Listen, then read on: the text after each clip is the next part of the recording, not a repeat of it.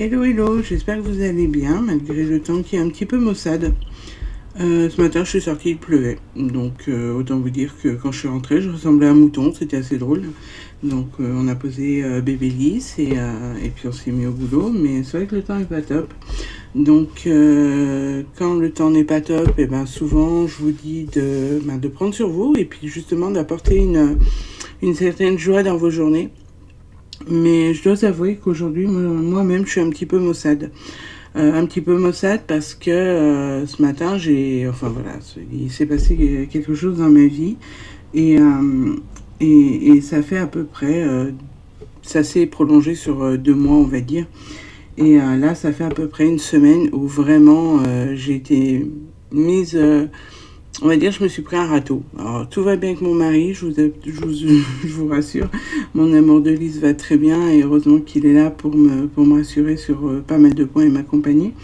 Mais c'est vrai que là, ça fait 2 3 jours, je suis dans une certaine incompréhension.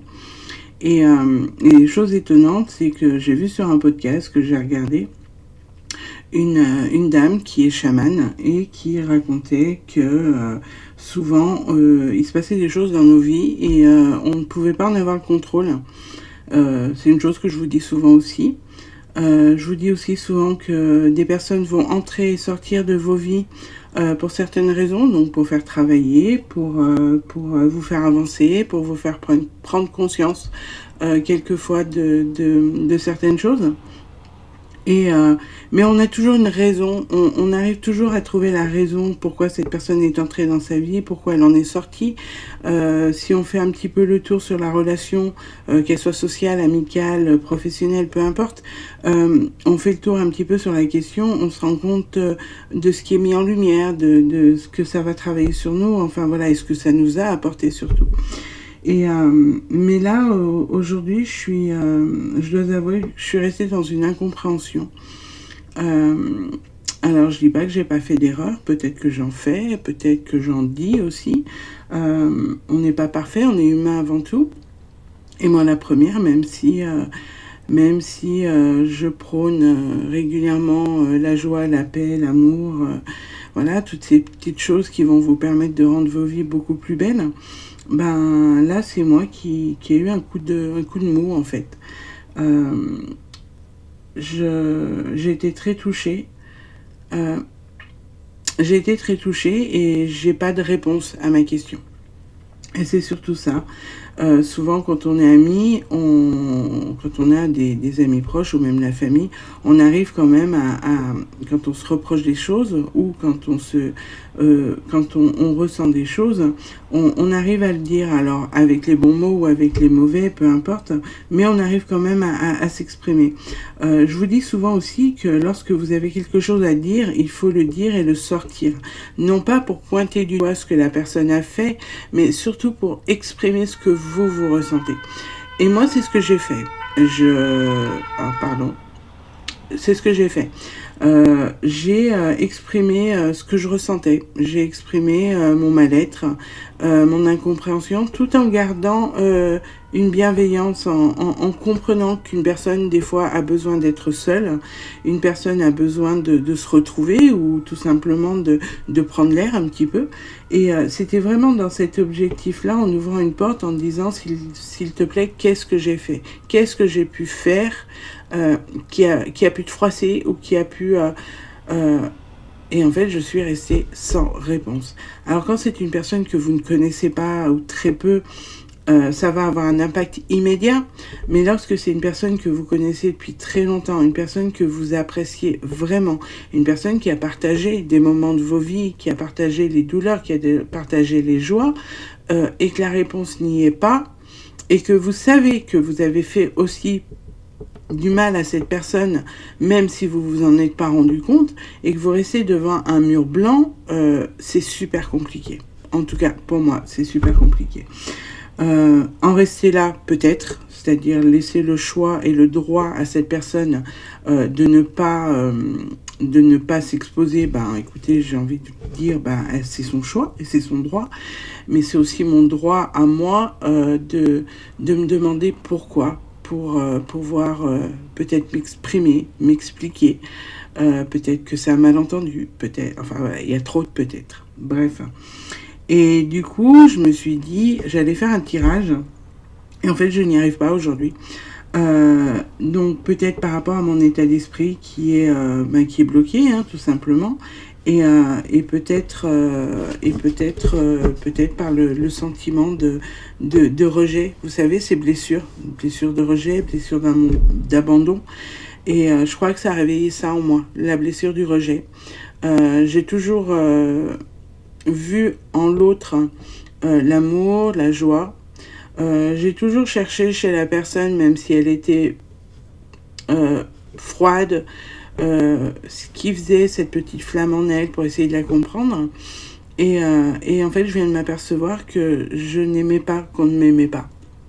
Alors, mais à coup de pas, hein, je suis pas la seule dans ce cas-là, mais sincèrement, ça a réveillé quelque chose en moi de très fort, hein, quelque chose sur lequel je vais certainement devoir travailler et d'accepter qu'on ne peut pas plaire à tout le monde. Je l'accepte, mais peut-être pas venant des personnes que j'aime en fait. Et je pense qu'on est beaucoup dans ce cas-là. Donc voilà. Je ne pense pas que cette personne regarde cette vidéo, et si elle la regarde, eh ben, je pense qu'elle peut-être, je dis bien peut-être, elle acceptera vraiment d'avoir cette conversation avec moi. Mais voilà, en tout cas, le message est lancé. Et voilà. Donc je voulais faire un tirage sur la fin de la semaine. Puis je me suis dit pourquoi faire une vidéo. Et en postant, en ouvrant mon outil, bah en fait voilà, je suis partie sur ce sujet-là et je vous ai exprimé ce que je viens de vous dire. Donc j'en suis désolée, c'est rare que je raconte vraiment ma vie, vraiment ce que je ressens, mais là, je crois que ça m'a vraiment touchée. Alors peut-être que finalement, lorsqu'il nous arrive des choses pas très cool dans notre vie, contrairement à ce qu'on voudrait qu'il se passe, souvent on a des rêves, hein, je vous le dis, vivez vos rêves, transpirez-les, transposez-vous dans vos rêves, parce que c'est une des manières de les approcher et de les mettre en route. Peut-être que l'univers, Dieu, le monde subtil, enfin la chance, tout ce dont vous voulez l'appeler, peu importe, peut-être qu'elle ne vous l'offre pas pour ses propres raisons, finalement. Est-ce qu'on est vraiment sur le bon choix? Est-ce qu'on est vraiment avec les bonnes personnes? Alors, je parle pas dans le sens unique. Peut-être que pour moi, cette personne, elle était chère et que je ne suffisais plus à cette personne et qu'il fallait que je m'éloigne de cette personne pour qu'elle puisse s'épanouir, peut-être. Mais il y a forcément une raison. Et si je retiens quelque chose, c'est peut-être ça. De me dire que si les gens partent de votre vie, si vous quittez la vie de quelqu'un, c'est que forcément il y a une raison. Alors ça me donne envie de tirer une carte quand même, hein, vous me connaissez, je suis une éternelle curieuse de ce que le monde subtil peut me dire. Et par rapport à ça, ben en fait c'est la méditation de l'aigle. La méditation de l'aigle, c'est prendre les choses de haut, de prendre de la hauteur. Regarder en hauteur ce qui peut se passer et voir les choses sous un autre angle. Donc peut-être que lorsque vous avez une douleur comme ça par rapport à une autre personne, peut-être de prendre du recul et de regarder beaucoup plus haut ce qui peut se passer. Sans pour autant, en essayant de ne pas être l'acteur de ce que vous vivez, mais regarder d'un autre angle, comme si vous étiez une autre personne, et d'aller voir beaucoup plus loin dans le passé, mais dans le présent, et de regarder vraiment en hauteur, comme si vous étiez spectateur de ce qui est en train de se passer, et d'essayer de ressentir ce que ça révèle en vous et ce que ça met en lumière. Ensuite, on a l'enfant stellaire. Alors l'enfant stellaire, c'est suite à cette séparation, suite à ce sentiment de rejet ou d'abandon que vous avez, c'est de vous dire que vous êtes beaucoup plus que ça. Vous faites partie d'un tout. Et quand vous faites partie du tout, je vous le dis, on n'est qu'une personne dans tout cet univers finalement. L'autre fois, j'ai utilisé un terme qui était super sympa et en fait, dans chaque individualité, on forme un tout. L'unité de toutes les individualités. Et c'est un peu ça, c'est que en chacun de nous, on a une façon d'être, une façon de voir qui fait qu'on forme un tout. Donc on peut pas être constant dans nos réactions. On peut pas être constant dans nos envies, dans nos humeurs. La seule chose à la limite que je pourrais dire là-dessus, qui en contrario, c'est d'essayer de garder un maximum de joie, même si on est là où on vous attend pas. Ensuite, qu'est-ce que ça peut apporter c'est l'unité. On vient d'en parler. Je ne l'invente pas. C'est vraiment l'unité. Donc voilà, on est propre à chacun. On est chacun une personne différente, mais finalement, pour qu'il y ait une cohésion, pour qu'il y ait une harmonie dans le monde, je pense que et dans votre monde autour de vous, hein, il faut qu'il y ait une espèce d'unité différente de chacun. Et c'est ça qui va créer un équilibre, c'est ça qui va créer une harmonie. Pour juste continuer vite fait sur ce sentiment de rejet et d'abondance, d'abandon, oui, d'abondance, voilà. C'est un lapsus révélateur. Ça veut dire que malgré que vous perdiez quelque chose, malgré que ça vous fait mal, malgré que, du coup, derrière, il y a peut-être une abondance. Parce qu'en fait, vous allez certainement retrouver ou avoir un autre état d'esprit qui va vous permettre d'aller peut-être vers autre chose. J'en parlais il y a 5 minutes en me disant que c'est peut-être moi qu'il fallait que je sorte de la vie de cette personne pour que justement, elle puisse voir l'abondance et la richesse qu'elle avait. Et c'est ça. C'est ça. Alors face à ce rejet, alors la femme, hein, évidemment, la femme, le sacrifice et la racine. Ce qu'on me montre, c'est tous ces sentiments-là, tous ces sentiments qu'on ressent, tous ces sentiments qui sont exacerbés lorsqu'on perd quelque chose ou lorsqu'on perd quelqu'un. En fait, on trouve que c'est injuste et on se dit pourquoi on me sacrifie moi. Parce que avant de voir l'autre, on se voit soi, il faut être honnête, on voit la douleur qu'on a, on ne voit pas la douleur qu'on crée ou la douleur que la personne en face de vous elle a. On va d'abord avoir ce sentiment de soi-même en se disant, waouh, on me sacrifie. On me sacrifie et moi, j'ai pas demandé ça. Alors, c'est tout à fait légitime, mais par contre, ça va faire quoi? Ça va vous ramener à votre centre, ça va vous ramener à vos propres racines, à vous permettre de vous remettre en question et à vous recentrer sur la personne que vous êtes.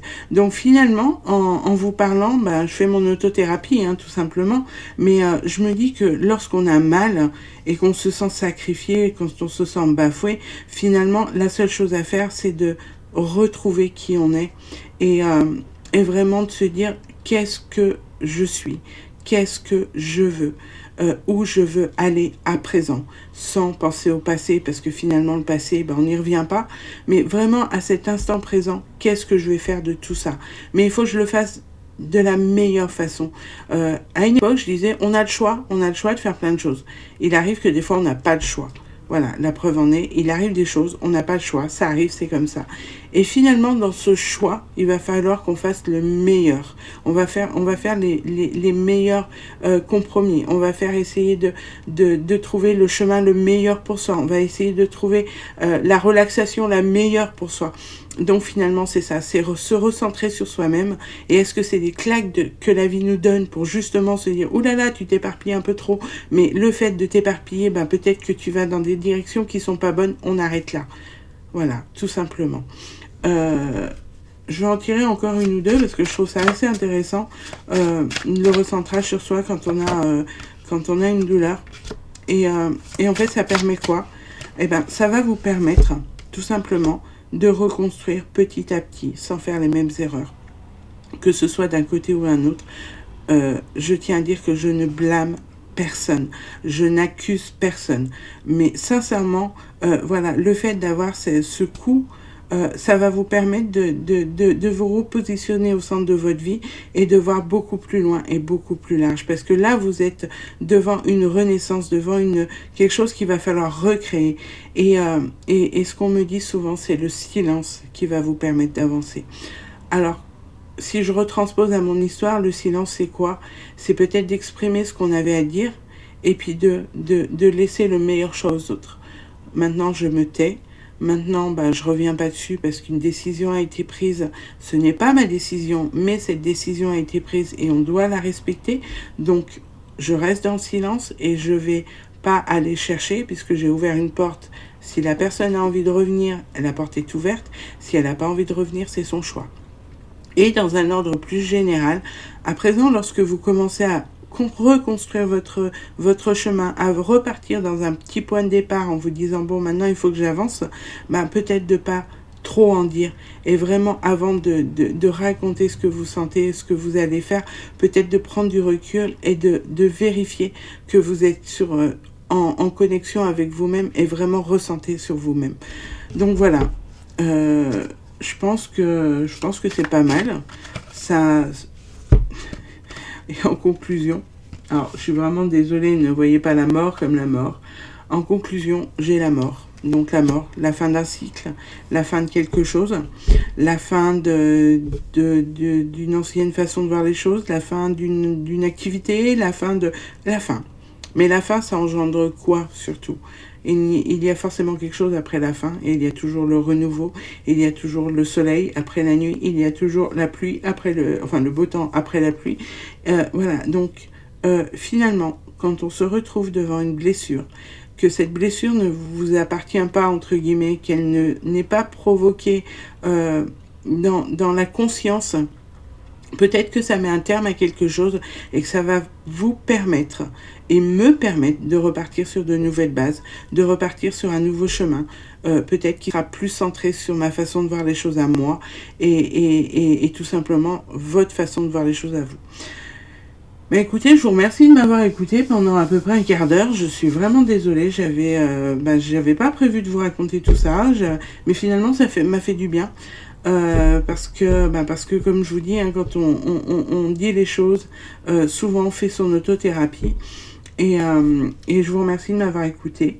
Donc s'il y a certaines personnes d'entre vous qui ont vécu ces choses-là et qui ont une expérience différente, sincèrement j'aimerais bien avoir des retours. Pas par curiosité, faites-le en privé. Je vous demande pas d'aller sur Facebook ou sur YouTube pour me dire tiens il s'est passé ça. Non, vraiment envoyez-moi des messages en privé pour me dire justement ce que vous en avez ressenti, ce que vous en avez retiré. Vraiment ça m'intéresse parce qu'en fait c'est pas souvent que ça arrive et quand ça arrive ça fait mal et j'aimerais savoir comment vous avez surmonté ça, comment vous avez appréhendé le après et puis voilà. Donc moi je vais vous remercier tout simplement parce que ça fait bientôt 4 ans que vous me suivez, que vous écoutez, que vous voyez mes choses évoluer. Et aujourd'hui, je voudrais juste vous remercier d'être là parce que finalement, vous faites partie aussi de ma vie. Et il y a une personne que je voudrais aussi remercier, c'est mon amour Lys, qui m'a accompagnée depuis ces quelques jours et qui m'a mis des petits pieds au cul, pour être poli. Et je m'excuse du terme, mais c'est vraiment ça et qui m'a entourée d'amour et je lui en suis très très reconnaissante. Pardon, oui j'invente des mots. Oh, reconnaissance, non c'est pas français, reconnaissante. Tant qu'à moi, écoutez, je vais vous souhaiter une très belle journée, je vais vous souhaiter un très bon week-end. Je ne ferai pas de tirage ce week-end, je reviendrai vers vous en début de semaine quand j'aurai repris un petit peu d'énergie. Mais en attendant, j'attends vos retours sincèrement et je vous envoie plein d'amour malgré tout. Et je vous souhaite une bonne fin de semaine, un très beau week-end. Et s'il vous plaît, mais vraiment s'il vous plaît, quand une chose comme ça vous arrive, même si vous n'en avez pas le courage tout de suite, essayez d'expliquer à la personne ce que vous ressentez. Et essayez, si ça vous concerne, de vraiment être clair et de vraiment dire les choses pour que la personne en face de vous puisse non seulement se pardonner à elle, vous demander pardon si c'est le cas, mais surtout pour qu'elle puisse ne pas rester dans l'incompréhension. Des fois, les vérités font mal. Des fois, on fait mal. On croit faire bien et on fait mal. Des fois, on est un petit peu égoïste et un petit peu nombriliste sans s'en rendre compte. Mais lorsque les personnes vous le disent, ça vous permettra, vous, d'avancer et ça permettra à la personne d'avancer et de ne pas refaire les mêmes erreurs.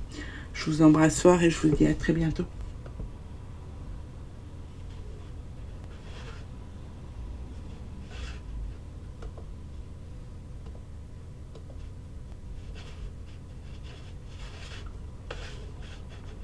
Ça veut pas couper. Pourquoi ça veut pas couper? Ma souris ne marche plus. Excusez-moi, vous couperez, hein, vous savez que c'est terminé. Donc,